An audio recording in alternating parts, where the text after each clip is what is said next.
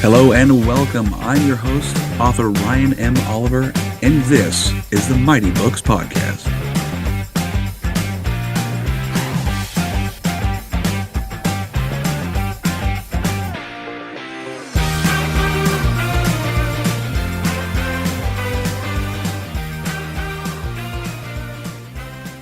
Hello, everyone. Welcome back to another episode of the Mighty Books Podcast. Today with me, a return guest, Miss Sequoyah Branham. Sequoyah, how are you doing today? Oh, great. So glad to be here. Awesome. Welcome back to the show. So today we're talking about your newest release, which is amazing because you were only here about a year ago. So, I mean, your pacing is pretty good. What's the title of your new book? In Between Pastures. In Between Pastures. I assume it is on the same spectrum as Company of Cows. It is, yes. It's actually a sequel. Excellent, excellent. Can you kind of go into the story a little bit without giving too much away, obviously? Yeah. So in the Company of Cows, Nora, the main character, starts the relationship with her uncle as she's dealing with facing a drought and possibly losing her job. And so in this second book, it starts with just her new life. She's getting outside of her shell more than she ever has, and just things like that. Through it, she learns what we think is most helpful to someone isn't always the case, as she walks the road of supporting her uncle as he fights cancer. So, And the inspiration to this and your first book, based on real events, was it? yeah, so definitely the heart of the story is based on my life. The specific events, I've done all the high points. I've worked cattle and things like that. So all of Yeah. that has happened, just maybe not necessarily in the direct order and things like that. Sure, sure. We take some creative liberties when we write our stories. Yes. Well, how's the so I mean, so it's been a year since we've chatted, but how's it been since releasing your first book and going into your second? I mean, it's a lot of work, it's a lot of fun, but it's obviously driving you forward. Yes, yeah, it's been so fun over the last year to see just the response to In the Company of Cows and having people really excited. I got a couple of messages shortly after In the Company of Cows came out of, is there going to be a book too? Uh, So there's been a lot of excitement for In Between Pastures, which is super exciting. yeah. And was it about the same? Because your first one is it as correct me if I'm wrong, it was a novella. Yes. So In Between Pastures is actually a full-length novel. Hey, all Yeah. right. How much longer is it than the first book? It's about time and a half. I mean, that's pretty Yeah. solid. I mean, I I hear from various folks, but I mean, anything under 40K words is Mhm. a novella, and anything Mhm. over that obviously is a novel. So, time and a half. So, do you remember the word count for the company cows by chance? I think about 34,000. And then In Between Perfect. Pastures is about That 63,000. is So a very substantial book, regardless. That's awesome. yeah. Yeah. So you were busy. Were you bit when we met last? Were you already deep into making the second one? I actually was during the launch of In the Company of Cows, I was drafting the first draft of In Between Pastures. Awesome. Yeah. Have you had any feedback so far? I know it's brand new, but have you had Yes. any feedback so far about your second one? I have, yeah. Some of my launch team have really shared. Obviously, cancer is a very tender topic to handle. As I wrote in my author's note, it's seems like it's no longer a rarity in our world. If Sadly. somebody close to us has probably experienced it. So yeah, but I've had a couple of people kind of speak to that and say that it was handled really well and that I had a couple of people tell me that they made them cry. So of course, as an author, we always count that as a win. Yeah, and that's probably one of the only professions you can say like, yes, I made someone cry today. You don't usually Yeah. celebrate that. Although I have heard a few people, teachers, say they made kids cry because that's a different story. That's a different story. It's like they deserved it. I'm not going to go there. Anyway, that's awesome though. I mean, if you can make an emotional connection with your Mhm. reader, they're often going to come back and support you. So that's I'm curious, like what exactly about, I know cancer is a very heavy Mhm. topic. So what things were you having to kind of be careful of when you wrote this story? Like what were you trying to avoid or, not Mhm. graze over, if you will? It felt like definitely a delicate balance to walk. Yeah. I wrote Nora from the same position that I walked with my own uncle. He went through cancer, battled it for about 3 years. And so Right. Nora and I carry the same role of supporting him from the ranch. And so Right. basically, just like, if I can take care of things here to the capacity that you don't have to worry about it, like that's one thing that you're not trying to mentally keep up with too. And so with that, she's not super involved with his health. Like he's usually away at treatment while she's at the ranch. And so it was a delicate balance to obviously portray that he is struggling Yeah. health wise, while also I didn't want to get into deeply into that. Okay. So sprinkling in just enough that you can get a good idea of what his condition is without bogging the story down with all of that. Oh, okay. So kind of the him as a person who's struggling with cancer, fighting cancer is not the core of the story, but it's an Mhm. aspect of, so Nora's the main character. Yes. Nora's life and her situation where she's helping her uncle manage the ranch, and then I imagine she's dealing with other situations or characters, people. Yes. Yeah. Like okay, okay, he's in the story. He's in the atmosphere. Mhm. Okay, well that's Yeah. that makes a lot of sense because you could hyper focus too much on it, and that Mhm. probably wasn't the point of the story per se. Right. Okay. Yeah. Okay. Well, that makes a lot of sense. That makes a lot of sense. So, going forward, how was your production schedule looking? Pretty, was it very heavy, or were you able to manage, life stuff and still get your book out and everything? That was a really interesting road to walk this time versus within the company of cows. In the company of cows, I had a much longer time. Obviously, first book, I could pretty much take all the time I wanted, Yeah. but so it was a little bit tighter this time. Obviously, with the larger word count as well, that was a little bit different. Editing took a little bit longer than I had thought, but yeah, I had definitely a different season of life, and I've noticed that specifically with the launch. Mm-hmm. There's some things that, could have done better, could have, been more involved with, but just the season of life I'm in now versus last year Mm-hmm. is different. And I just kind of decided, like living in person and with the people that I have in my life is more important to me right now than, maybe I could have sold an extra 50 books, but they're not. I'll Right. sell them later. Yeah. Yeah. So basically, deciding between family time and book work time. Right. Yeah. Obviously, during like editing deadlines and things like that, I did have to make some sacrifices on you know, time that I could have spent with other people. But Yeah. yeah, after I kind of got the manuscripts done and polished up, I scaled it back a little bit, which I did have some things that I could roll over from, like kind of emails that I could just recreate. I didn't have to start from scratch. So Yeah. that was handy.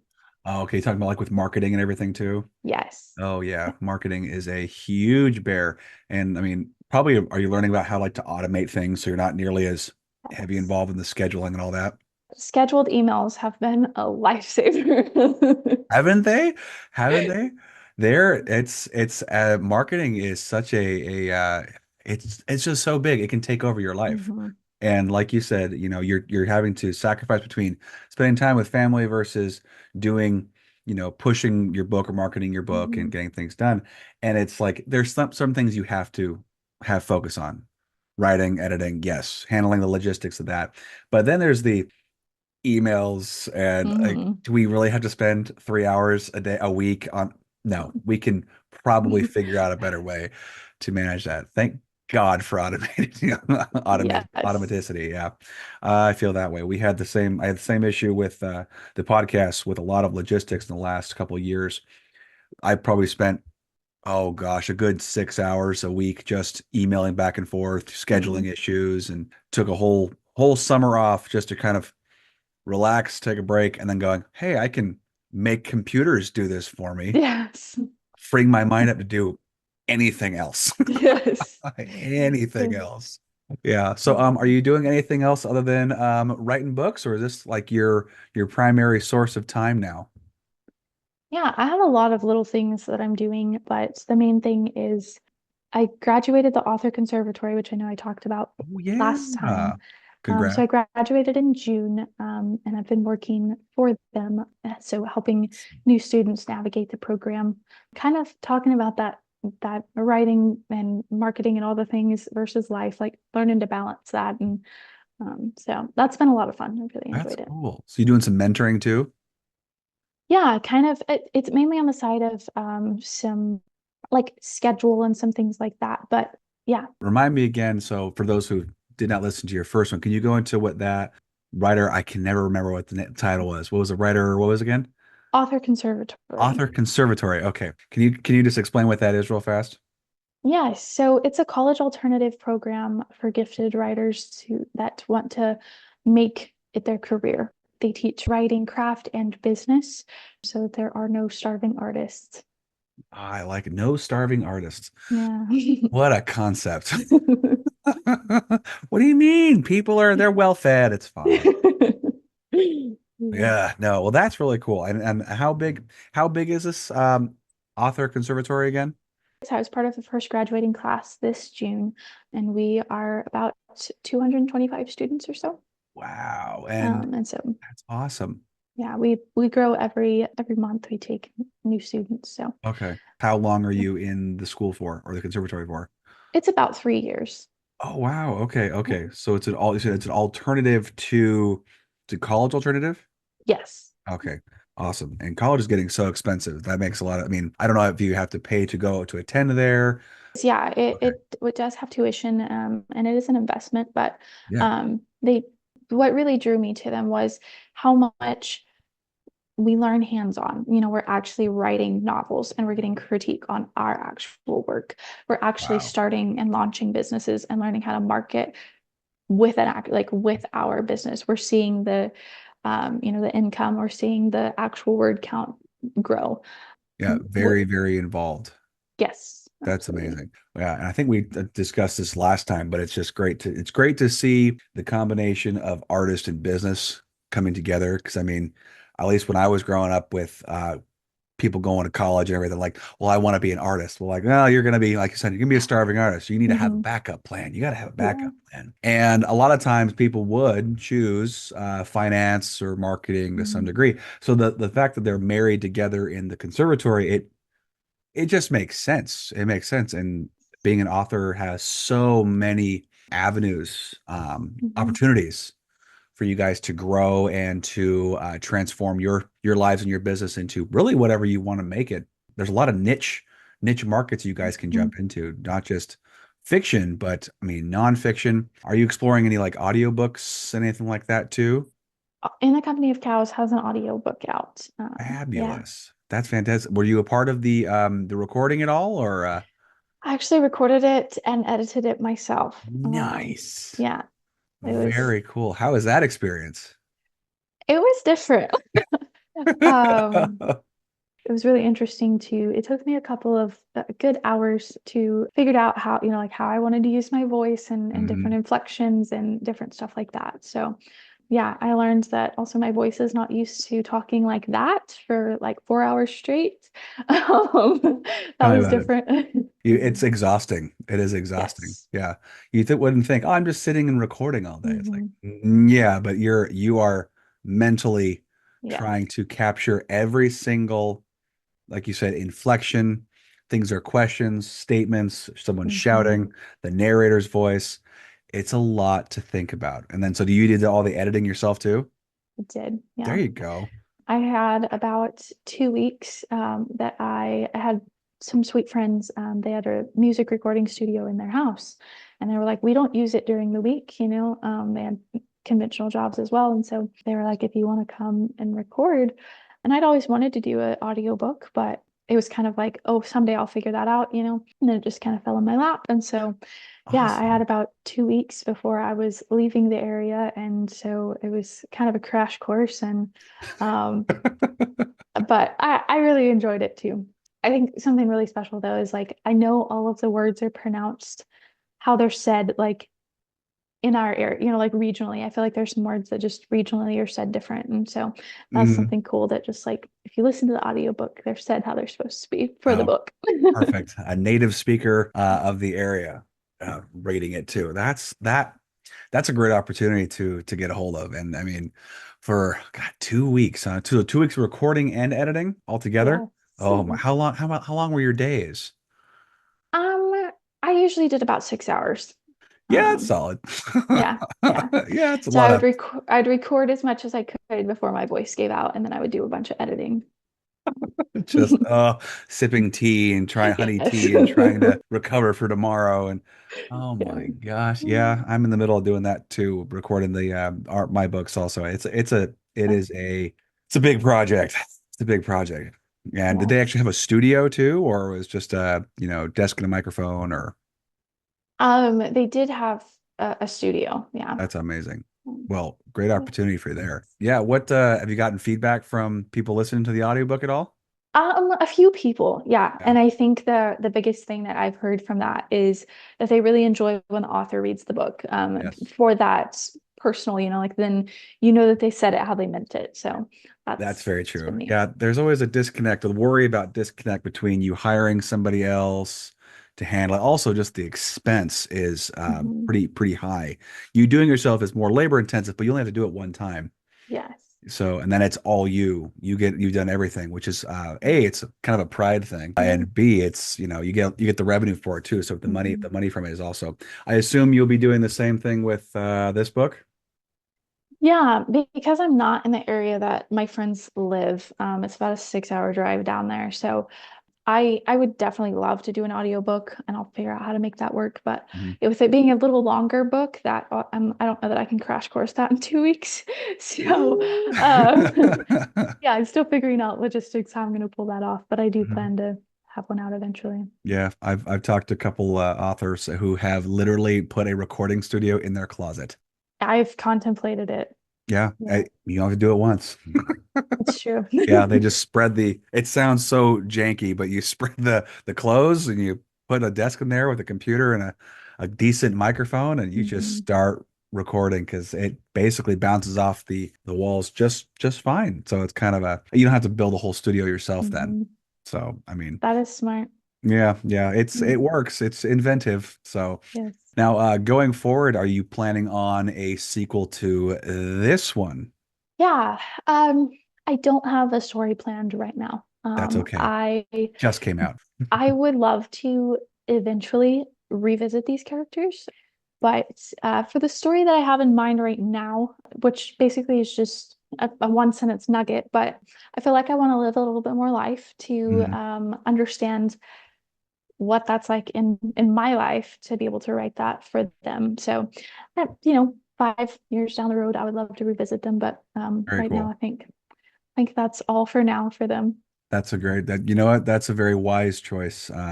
Many, I mean, you've probably seen maybe you've looked through the list of people I've interviewed, but a lot of them are in their, I'd say 40s all the way up to their 80s. So people Mhm. who have experienced lots of life and made a lot of mistakes and just experienced a whole wide variety of things. And they've all said it before. It's like, I'm glad I experienced that because now I can bring Mhm. that to whatever it is you're working on. So Mhm. it's hard to pull from the empty well if you've already Yes. spoken to, I mean, if you don't mind me asking, how old are you? I'm 21. Yeah, 21, you have 2 books Yeah. out. You're doing well. You're doing great. So yeah, it's taking a break. Go enjoy life. Go make some mistakes. Go meet some cool people. Go spend time with the family. Build the experiences, new perspectives. Your well will be filled back up and be able to do anything you want to after that. So that's really great. So then to your day to day then with working with the author conservatory, what does that look like for those who might be interested in kind of pursuing your trajectory? Yeah, so I work part-time, so I have a lot of flexibility, and so I get to go run around and do my outside fun things that way. Cool. But so when I am doing them, that's mainly messages for to students, and then getting on Zoom calls and chatting with them, just about how things are going and what can I help with and that kind of stuff. So Okay. And how many people do you usually connect with on a weekly basis? I would say, like, on a weekly basis, I probably connect with seven or so Okay. right now. So yeah. All right. And so are there other full-time folks who are doing this all the live long day or a lot of just part-timers? This specific position is just part-time. My position, we definitely strive for this across the board, but my position is specifically to really build a personal connection with each and every student. And so to, personally invest in, we see them not just as young writers and just as students, but you have a life, and so how does writing and business fit together with that life? And Mhm. so that's what we really try to achieve, like I said, across the board. But Yeah. my position specifically. And so we keep part-time hours in this position so that we can, not everybody runs together too much, which when I have three back-to-back calls, it still does run together. So I can only imagine if I was trying to do, 8 hours a day to achieve that personal level, we limit our hours a little bit. Well, that's kind of cool. I mean, and how reasonable, I mean, really it is to get to know them as people and they all have lives. You can't just be creating all the time. I know some people love to do that, and I mean, I'm not one who can create all the live long Yeah. day. We have we got work, you got family, you have things to go do, like enjoy your ranching lifestyle. Are you still living out on you riding horses, having a good time still? Yes. Yes. That's awesome. I run off for weeks at a time, maybe when I shouldn't, but so far I've not missed any deadlines, so it's a win. Yeah, you're managing your time fine. You gotta have fun Yes. while you work. Otherwise, it just I mean, I don't know about you. I have to take a day off Mm. a day or two, a day off every week. Otherwise, I'm just gonna go bury myself in the ground really fast. Do they teach you kind of that too, or is it just something you learn? Like, hey, make sure you guys are taking days off so you can recharge your brain. Yeah, it's definitely something that is developing with the program of how the instructors model it really well. Weekends they don't reply to PMs and things like that, and then we have Nice. scattered breaks for a couple long weekends and then some like week-long breaks. And so definitely modeling that. But Right. we are actually have recently had some conversations about how do we take even another step in modeling that and actually equipping our students for that. Admittedly, a lot of us are not great at that on the staff side. What? We kind of have a joke like, you know, my supervisor, she's like, that stuff that you tell your students, it should apply to y'all too. Lead by example, people. Yeah, Yeah. uh-huh. Take a break, relax. It's like, Yeah. but I've got things I can be doing. Yes. Yeah, it's fighting that guilt of not doing. It's Hmm. sometimes people are so good at relaxing. I use my brother as a excellent example. He sometimes needs a swift kick in the rear to get going, and I'm the opposite. I need someone to Hmm. kick me down. It's like, no, Yes. sit, stop thinking, turn your brain off. Otherwise, That's you start guilt tripping yourself. yeah, I'll just go and it's like if my answer for everything is to go work, like, well, if you're sad, just go work on something. If you are frustrated, just go work on something. Like if you're happy, also look, you have energy, go work on something. Like Oh no. Yeah, yeah, that sounds about right. Okay, we're in the same cycle here. Yeah, we gotta flip that around. I've actually had to make a production schedule for myself so that I Mhm. would not go down that I'm feeling upset. I gotta go work. I feel tired. Yes. I gotta go to work. I feel happy. I gotta go to work. That coping, it almost becomes a coping Yes. mechanism like an addiction, and Yes. it's not a healthy addiction. Yeah. Yeah, yeah. So, in the maybe you guys learned this in the conservatory, but I was just listening to a book a couple months ago, and the this author I was listening to, she writes fiction and she writes nonfiction, and she said make a production her using it for production schedule. I was like, a production schedule? I didn't think that. writing would require a production Hmm. schedule. You know what I mean? It's just I just wrote when I had the chance and I got stuff done. It was great. Well, it made sense to write everything, write your goals down. What are you trying to Hmm. produce in a 6 month period, year-long period, whatever? And how long are you dedicating that time to it? For me, it makes sense because working full time with kids and everything, you kind of have to break that apart. Otherwise, you're just kind of floating and doing as you are, really going nowhere, Yeah. just kind of walking in a circle. You're Hmm. you're doing a lot or rocking in a chair. You're doing a lot of work. You're just going nowhere. Yes. So I mean, do you have something Yes. like that for yourself? Trying to ish? Yeah. Um, I still am trying to figure out, obviously it fluctuates with seasons. It And so does.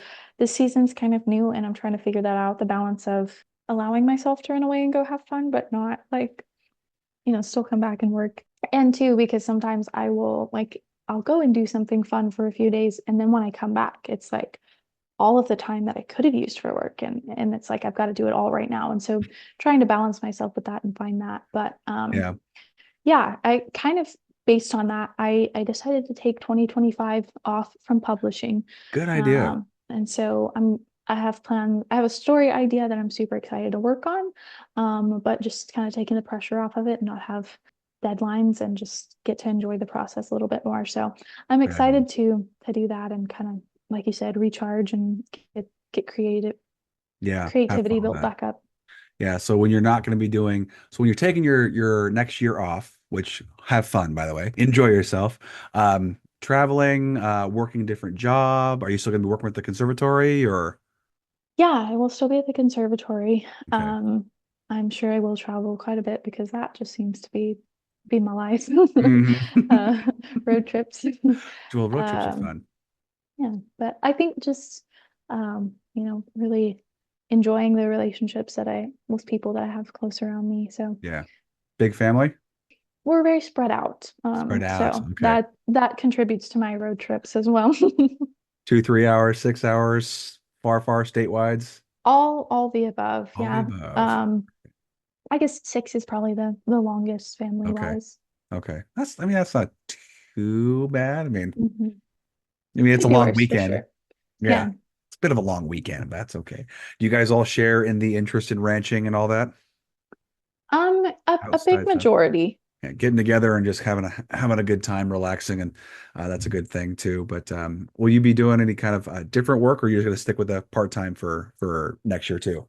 As of right now, I'm gonna stick with the part-time. Yeah. I do have some product ideas to go along Oh, with my two books that I'm very excited to take more steps on. interesting. I'm not putting a book out, but I'm not completely just not doing anything. Well, right. I mean, it's whenever you put a book out or you're an author or something, you're still working on it, even if you're Yes. not writing, you're still working. I mean, it's just Yes. it's Yeah. it there's always something you're doing to some degree. But I'm actually curious about your release of your first book. How did the I don't know if we touched base after you did your launch. How was the launch for that? And then how was the launch for this one? Yeah, the launch for In the Company of Cows was super great. I can't remember numbers specifically, but over 200 books in like by launch week. Oh, So good job. that was crazy. Like Yeah.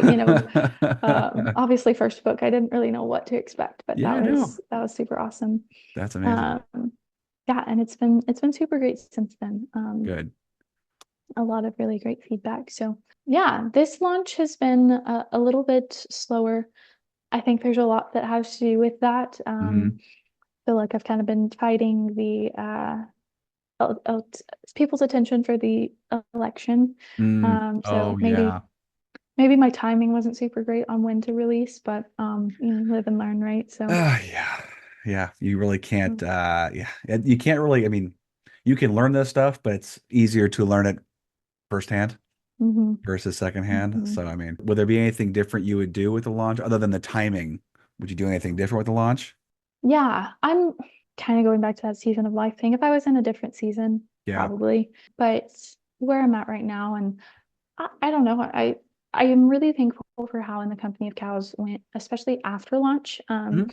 because just based on that, like I'm not super worried about this launch. Yeah. Like I said, it's a little bit slower, but I know I can sell books after launch. And Oh yeah. so I'm like, I'm not worried about it. We'll Yeah. pick it up, down the road. So I don't know. There's definitely some things I want to experiment on in future launches. Kind of a launch team being one of those, just how to best engage with them and get them excited and things like that. But I mean, Leverage yeah, I don't attention. know anything that I would do different this time. Yeah, I mean the fact that you've got an ebook out, I believe, right? You got Mhm. an ebook out, you got your paperback, and then you've also did an audio. That's the three forms you need. The next thing you could do is a movie, but I mean that's later. That's way later. That's a lot more money too, to be honest with you. Yes. Just to let you know from the your launch, your first episode has the most downloads of all the other authors I've had. So just a Well, little pat yourself on the back there.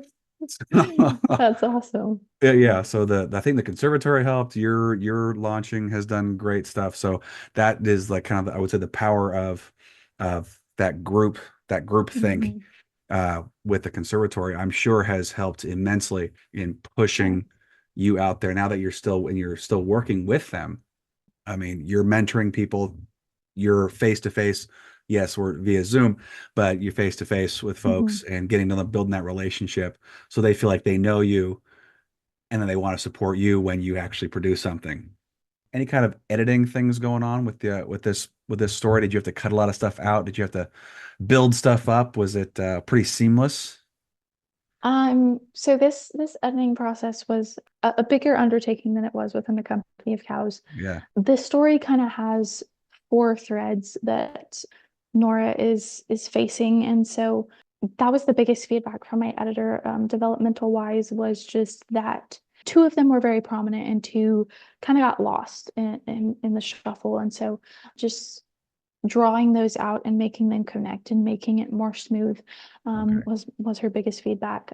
It's kind of interesting. I didn't even realize that I had like four plot threads in there Oh, until she said that, and I was like, oh, I mean, that does make sense. So hence why it's a little longer. Okay, that yeah, makes sense. yeah. Yeah, they're all interconnected. They come to I'm sure they all are Hmm. interconnected though. And Yes, there is yeah, a point to them. yes, Yeah, I know yes. sometimes you have to cut things and save it for a different a different Hmm. day. But so you said you will going forward take an next year off, which is well earned. I mean, you said you're 21 and you got two books out. Most 21-year-olds I meet don't have two books out, so that's great. And again, congrats. That's so awesome. When I was 21, Thank I you. definitely did not have a book out. About 10 years later, I did. So I had it in the fire, but it's amazing. Going forward, different stories. Do you have that? Is that what you said you have some other ideas you're kind of playing with? Yeah, so definitely the same feel. Okay. Western contemporary, just different characters, different worlds in the sense of, different ranch kind of deal. Are you doing any kind of like in-person events or sales with this launch? I did a ton within the Company of Cows. I've done quite a bit recently, and just haven't, like I said, again, a lot of distraction going on for the United States lately, which Sure. is valid. Yeah. So I've kind of decided to postpone that until into the new year, Oh, okay. and just get to take the holidays off and Oh, good for you. enjoy my people. So, um, but there's there's an event the end of February that I sold in the Company of Cows at last year, and so I get to take both of them this year, and I'm super excited about. Nice. Yeah, get to interact with people. That's to me, that's Yes, so energizing to see. It's yes. exhausting. I mean, I don't know about you. I'm an introvert. I don't know about yourself. Mhm. Talking to people all day long because I teach for a living Okay. is fun, but I'm Yes, spent by yes. the end of the day. Even Zoom calls can be very tiring. Hmm. So it's just how you get your energy, but it's still really encouraging, and it can inspire people. If people recognize your stuff, even better. You're just Yes, yeah. you've read It's this? it's a 5 day event. Oh So my! by day five, I was like, it's people. So that Put was a me in a lot. room and lock the door. Yeah. But since then, I've had people email and be like, I bought your book at this event. And I had posted in some Facebook groups sharing about In the Company of Cows. And I had, I know at least one person, I feel like maybe even more than that, but they commented and they were like, I bought this book at Art of the Cowgirl and I loved it so much. Like, it's super great. And so it's just so cool, like yeah, to see all those sales like circling back. And That's awesome. it's pretty cool. Yeah, that's amazing. And that's gonna lay the groundwork for you in the future. Yeah, you'll take Mhm. again, I think great, take the time off. Some people might say, no, just keep going, trudging forward. Yeah, you could do that. You could make 40 books, whatever. But it's if you are not enjoying the process, if you need Mhm. time to dig in a little bit, find something else that works for you and explore, have fun. You're only Yeah. young once, unattached once. Go play, have fun, enjoy life, and you'll have plenty of time to sit behind a desk and work. Trust me. Trust me. You absolutely will have no problem finding the time to do Mhm. that. So that again, that's so incredible. That's so incredible. And does the conservatory help you market your stuff at all? Do they help do that for you? Is it just kind of a perk of being a part of their organization? Yeah, so we have a space within the community where we can share both achievements and then also like launches and different things like Okay. that. So get to do that, and then periodically, kind of depending on their marketing schedule, but they will do like spotlight emails that they send out to their email Nice. lists, and so kind of get to be featured that way. So um, Fabulous. yeah, but it's very helpful even just to have, that those pool of people, like you said, you're getting to build relationships with, and then to get Yeah. to share with them. Building out, you have a community. Yes. Yeah, Yeah. yeah. That's kind of the benefit with the podcast or the focus in the podcast here is to kind of have a bit of a community resource, pooling your Mm. resources and just a tool, another tool to use for what I love about the idea of a conservatory is they're teaching you guys how to with your craft, with marketing, business, getting the trajectory of actually publishing your book, and also kind of teaching like I said, resources, the amount of trust you guys Mhm. must have for each other is super comforting. I've talked to way too many people who've said they've gotten scammed on Mhm. various, manuscript publishing that was just a bunch of foobar. It's so encouraging to see that there's people out there who are trying to kind of create this safe haven for artists Mhm. to grow their authorship and give them the knowledge and tools to do so. So I'm hoping that this kind of becomes one of those hubs of information and Yeah. trustworthy information. So I want to know where we can get your brand new book and your first book. How can readers get a hold of your stories? Yeah, so the best way is my website, which is just sequoiahbranham.com. So you can buy there, connect with me, but they are also like everywhere the books are sold. So ebook, print book, In the Company of Cows as an audiobook. So Fabulous. Well, cool. Well, Sequoia, thank you so much for coming back to the show. It's super exciting. You got two books out. So proud of you. You're kicking butt. I love it. And then again, of course, going forward, couple years, 5 years, however long, if I'm still doing this, hopefully I still am. If you want to continue to promote, I'd love to have you back on. yeah, thanks so much for having me. It's always a pleasure to visit with you. You too. You too. I was looking forward to this. I'm like, all right, cool. I got to talk to someone I've talked to a year ago and see how she's doing. So Yeah. it was very encouraging. So love talking with you. All right, guys. I really hope you enjoy this conversation. Go check out Sequoia Branham's stuff. It is all over the place. She's helping people get published too, which is just a great trajectory for her. Hope you guys enjoyed this. Please go check her stuff out. Hope you have a great rest of your day. And as always, stay mighty and keep reading.